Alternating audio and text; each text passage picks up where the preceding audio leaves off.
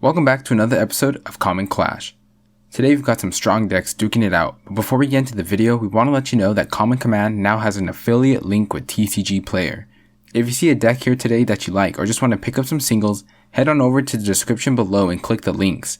You're not only helping the channel, but you're also helping the LGS that you buy from. Alongside our TCG Player link is our Patreon. We've got the best benefits for becoming a Common Command patron, so do check it out and see which tier is right for you. Now let's go on and meet today's players.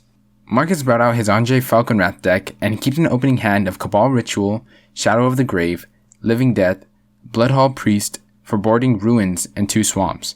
Edwin brought back his Sliver Overlord and keeps a hand of Sentinel Sliver, Dormant Sliver, Selesnya Signet, Ponder, Mana Confluence, Vivid Creek, and Vault of the Archangel. Kevin is back and he's playing Kaalia of the Vast. His opening hand contains a Master of Cruelties, Indulgent Tormentor, Aegis Angel, Terramorphic Expanse, a Plains, and 2 Mountains. Today I'm playing my Nethroi Apex of Death and I keep a hand of Corpse Knight, Carpet of Flowers, Heroic Intervention, Scheming Symmetry, and 2 Forests. Edwin wins a little spinny thingy on the app and he gets to go first. Edwin starts the game by drawing and playing a tapped Vivid Creek. It enters with 2 counters and he passes. Kevin draws and plays a Terramorphic Expanse. He passes to me. I draw and play a Forest. I cast a Carpet of Flowers, but I realize there isn't too much blue around the table. This guy, how many you play? Carpet of Flowers, Calm bro. down, dude. What does that do? I got it We're playing competitive? Nah, bro. After Mark draws for turn, he plays a Foreboding Ruins, revealing a swamp. The land comes in untapped and he passes. Edwin draws and plays a Vault of the Archangel for turn. He taps out to cast his Selesnya Signet. As he passes, Kevin cracks his Terramorphic Expanse to search for a basic land. Kevin draws, plays a mountain, and passes. I draw and play a tapped Croson Verge and I pass too. Mark starts his turn with a swamp and also passes.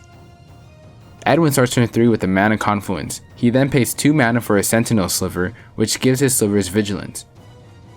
He follows up with a Ponder, getting to look at the top 3 cards of his deck. After drawing, he passes.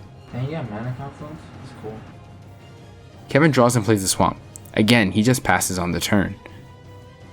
On my turn, I play a Forest and pass it to Mark as I crack my Croson Verge. Mark untaps and plays a Snow-Covered Swamp. He makes his first play of the game by casting his commander, Anje Falconwrath. Edwin untaps, draws, and plays a Dormant Sliver for turn. It turns his slivers into card draw, but at the cost of giving them Defender. He draws from the sliver and passes. You guys literally Kevin. Kevin plays a Plains for turn and passes, not wanting to cast Kaalia just yet.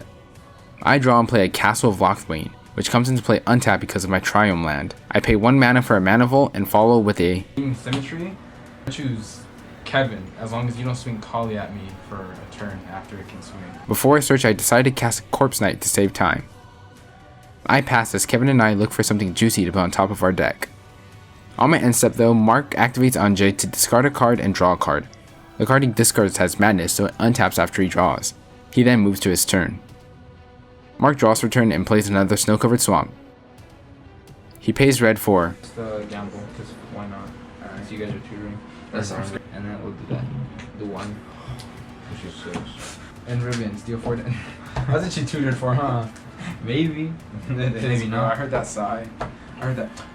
Alright, Loss of hope. That's it. Pass my turn. Edwin draws and plays a tapped Vivid Meadow. He joins in on the tutoring by casting a Diabolic Tutor, showing how us casuals can lavish in the luxury of tutoring. It's such a weak ass button. That's still pretty fucking hard. I had my turn, I'm gonna just search. Yeah.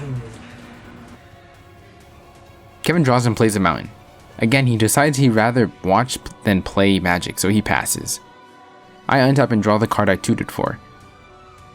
I pay 5 mana for Underarm Lich, which deals 1 damage to each opponent when it enters from my Corpse Knight. I pass and Mark again activates his commander on my end step. He discards and draws and goes to draw for turn. Mark drops a mountain and just passes. Kevin, I'm thinking, bro. You can't rush these things, you know? Yeah. Untap.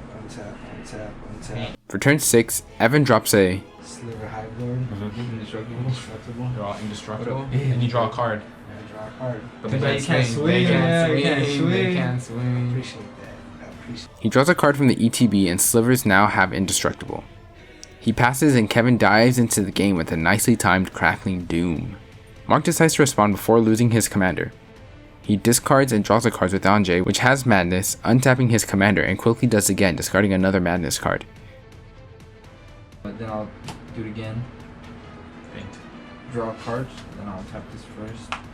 He then casts Gorgon Recluse for its Madness ability since it was one of the cards he discarded. Crackling Doom resolves, and we all take 2 damage and sacrifice our highest powered creatures. Now in full throttle, Kevin decides to cast a Master of Cruelties for his turn. He passes to me. I draw and play a Plains. I pay 4 into a Walking Ballista, giving it 2 counters. Everyone else loses 1 for my Corpse Knight trigger as I pass to turn. Oh, ew! You better combo us out. Nah, bro, that's just for value. You're a piece of shit, bro. You're a piece of shit. I'm done, Mark. But on my end step, Mark uses Anje to basically cycle a mountain. After whatever that was, Mark draws and casts a Cabal Ritual, meeting the threshold requirement, giving him 5 black mana. He follows up with a Dragon Mage. After that, he activates Anje to discard a card with Madness and draw a card. He does it again, getting to draw and untap his commander. You're going crazy because it's all doing it. You know what I'll do again? Madness. He does it another 2 times, possibly searching for a land to play, and ends his turn with a tapped Anje. Edwin untaps and draws for turn. He plays a Gale Rider Sliver for turn, giving his slivers flying and draws a card. He follows with the Sidewinder Sliver, drawing another card. He then plays a Predatory Sliver and draws yet another card. His land for turn is Bojuka Bog, and he exiles my graveyard even though Mark has been dumping so much value in his own. Since all his slivers have Defender, he passes without attacking. Kevin untaps and heads straight to combat. Mark, If I don't block it, you go to 1 and you take no damage. So you take no damage and go to 1. I'll block it. Not wanting to drop to 1, Mark blocks and his creature dies from the first strike Death Touch damage. Kevin follows up with an Archfiend of Depravity. I go to my turn and start off with a Yawgmoth Grand Physician, dinging everyone for 1 from the Corpse Knight. I then remove a counter from my Walking Ballista, trying to get some order over the board, but Kevin offers me to not hit his creatures and the Master of Cruelties won't go towards me. I accept the deal and just ping Kevin for 1 instead. I then sacrifice my Walking Ballista to Yawgmoth, losing 1 life and giving Mark's commander a -1/-1 counter, and finally drawing a card. I move to combat and hit Mark for 2 with my Corpse Knight. All done, I pass. Mark draws and activates Anje, discarding a non-Madness card and drawing 1. He then plays a Living Death. In response, I sacrifice my Corpse Knight to Yawgmoth, losing a life and giving Anje another counter before I draw. Living Death then resolves and we swap creatures from my graveyard to the battlefield, and I have a Corpse Knight trigger that pings everyone for 1 damage. My Walking Ballista immediately dies, however. It's noteworthy that Mark has a Bone Mister on the battlefield now. After filling up his board, he passes. Edwin starts turn 8 with the Plains and then casts his commander. He also casts a Simic Signet and loses a life from the Mana Confluence. Why don't you attack? Team. We team. Team.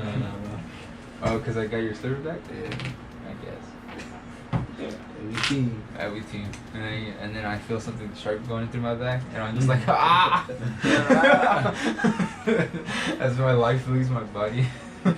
Kevin draws for turn and plays a Dragon Tempest. He then brings out Kaalia for the first time of the game. When she enters, the Dragon Tempest gives it haste. He moves to combat and swings Kaalia at Edwin, but gets to bring in a creature with her trigger, so an Aegis Angel also comes out and hits Edwin for 7 total damage. He then passes and I move to my turn. After drawing, I play a... Alright, Forbidden Orchid. What is it? Orchard. I hit that nice turn 8 Soul Ring. I tap my Forbidden Orchid, giving Kevin a 1/1 and activate my Castle Lochthwain, drawing 1 card and losing 3 life. After that I pass. I'll pass. Oh, really? Yeah. Dang, much. Y'all gonna let me have this turn? Yeah. Dude, because I need a fucking new hand. Mark gets to untap and draw. He immediately moves to combat and swings with a large chunk of creatures at Kevin and I. But before blockers, I cast Heroic Intervention so I don't lose my Corpse Knight when I use it to block. The end result is I take 10 while Kevin takes 7 and loses a Spirit token. When the token dies, we all lose 1 life from Mark's Sir Conrad.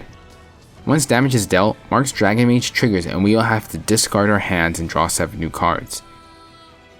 Before this happens, Mark casts a Chaos Orb targeting Edwin's Sliver Hive Mind. I'm praying to the gods. Praying to the gods. The magic gods? The gods Yeah, of chaos. they died a long time ago, bro. They're gone. They died around the corona. Edwin reveals a Soul Ring off the top and gets to put it onto the battlefield. We finally discard our hands and Mark Sir Conrad sees a lot of creatures enter the graveyard. We all end up losing 8 life from the discarded creatures. Mark then plays a command tower for turn. Mark also gets some triggers from his Bone Miser, getting to draw 4 more cards and creating a 2/2 token.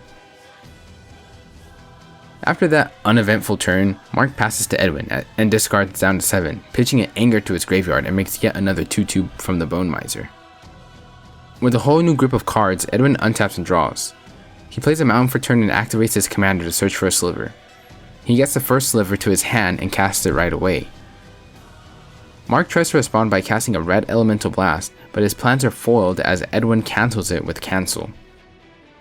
Edwin then proceeds to cascade into a Sinew Sliver, which allows him to cascade into a 1 CMC spell, Plated Sliver. During the process, Edwin loses 1 life from tapping his Mana Confluence. He passes. Kevin starts his turn by playing a command tower and falls with an Unburial Rite. He brings back his Archfiend of Depravity from his graveyard. Moving to combat, Kevin swings out at Mark and gets to bring Harvester of Souls onto the battlefield. Mark loses 17 life and Kevin passes. On his end step, I cast a Swords to Plowshares on Mark's Bone Miser, giving him 5 life. You know how hard it is to gain health in this deck, bro? That's exile. Damn, that's fuck, dude. Can't be doing that shit to me. I untap and draw. I bring out an Eternal Witness, bringing back my Swords to Plowshares to hand. Everyone else also loses 1 from my Corpse Knight trigger. I then mutate my commander onto my Corpse Knight and get to bring back some creatures from my graveyard. I get Yawgmoth, Viserys and Walking Ballista, pinging everyone for 3 for the Corpse Knight ETB. I thought we was team. Walking Ballista sees the board state and immediately dips, letting Kevin draw a card and Sir Conrad pinging Kevin, Edwin and myself for 1. I then pay 1 life to sacrifice my Eternal Witness to Yawgmoth to draw a card and give a -1/-1 to Sir Conrad. I do it again, sacking my Viserys here, letting Edwin draw 2 cards. Mark unfortunately misses those last 2 Sir Conrad triggers, but it's not needed as I can sense the end is near. Mark untaps and plays a Ghost Quarter. He casts a Scheming Symmetry, letting Mark and I tutor. We both get a card on top of our library. Mark moves to combat and swings 5 damage at me and 3 creatures at Kevin. Before blockers, I use Forbidden Orchid to give Kevin a 1/1 and cast Swords to Plowshares, targeting his Dragon Mage. Mark gets 5 life while Kevin takes 5 damage. We all take an additional 1 damage from the Spirit token that Kevin used to block, dying. Get ready, cameraman. Mark follows with the Corvette's Fury. Choose a friend or foe. Foe. Mark discards his hand and draws 5, dealing 7 total damage to us because he also discarded 2 creatures that trigger Sir Conrad.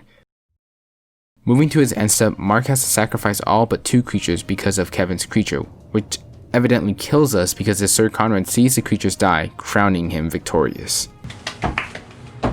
Now, I want to hear you say they couldn't withstand the power of Mark's discard. Dude, that was warm up. That was a close game, but only seemed as so because the whole table seemed to be against Mark the entire game. Edwin was able to build up his slivers but couldn't get any fast attacks in because of the dormant sliver giving everyone defender.